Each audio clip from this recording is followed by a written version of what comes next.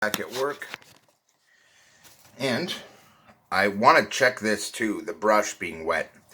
If the brush is wet, this may very well be a sign that you haven't left these long enough, guys. So I'm going to look real careful. Looks like I'm fine. These are looking pretty dry, so get some more color out. I have cleaned my palette every couple of coats. I like to clean my palette.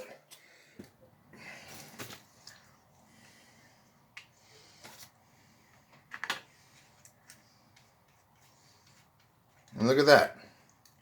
See that? As soon as I touched it too much, you're going back down. And I wanted to talk to you guys about why that might be. And in fact, what it is the fact that this is a water-based paint. And when you put a water base underneath and then put more water on top, you end up with a mess. So it's one of the reasons you need to make sure that these layers are thoroughly dry, guys. Otherwise, you're wetting the layer below it. So you need to do one quick pass, basically, as quickly as possible, sort of a thing. Because once the paint has a chance to wet the layer underneath, it's no longer two separate layers, but quickly becoming one layer. So, when putting paint on, remember you're wetting the layer underneath, and it'll be seconds of that before that is no longer a separate layer. So you have only those few seconds to make your pass. Any longer than that you take, and like you just saw here and here, you'll start going through that. So what you want to do is just that. Quick layer, see that?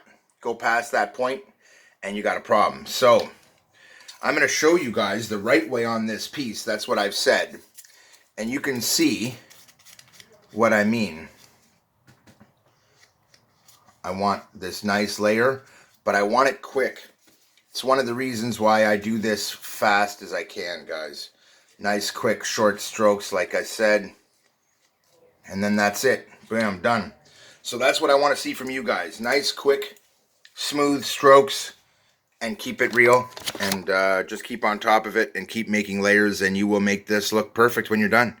So I'll be back to show you yet more. This is already like layer 18, guys. It's ridiculous. But with enough time to dry and a fast enough, smooth enough motion, you can paint foam, guys. It's just a real pain in the butt. Alright, guys. So I waited about an hour. I am back.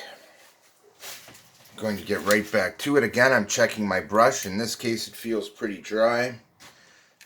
I'm looking closely at my work. It looks pretty dry. And again, I just want to give the areas that aren't done at this point a quick hit, and that's it. I don't need to go over the whole wing. Most of it looks really good. See this? Quick little touch-ups, guys. This is the way to go. Because as I've been trying to point out in this series, if you hold the paint on too long, it just wets the layer underneath. And then if you touch it at all after that moment that it's gotten wet, it screws you over. See that? We just want it nice and neat. Put that one over there. Gonna put this one to bed as well. See that? I don't want to go at it any more than that. Just enough to cover. And the second it looks good, stop. Like that. So, now we're going to put these back to bed. Ooh, that was close. Over here.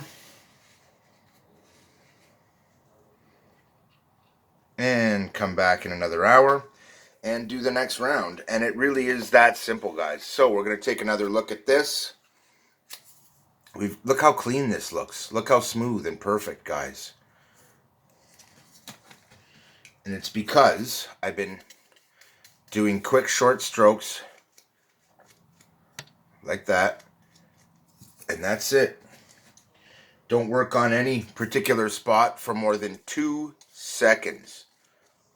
I know that might sound unbelievable, but it's getting the underlayer wet second by second. So you've got a couple of seconds you can work with it, and then you need to leave it the heck alone, guys.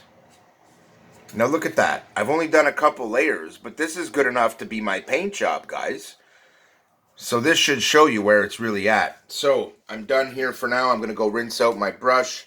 I also wanted to recommend one more thing. Glass of warm water. This is water-soluble paint. So look what happens. This is why you do not want one layer of paint on top of another, because as soon as you start to agitate it, look how fast all that paint came off my brush. This isn't like oil paint. And you can see all the metallic shimmer in there from the metallic paint.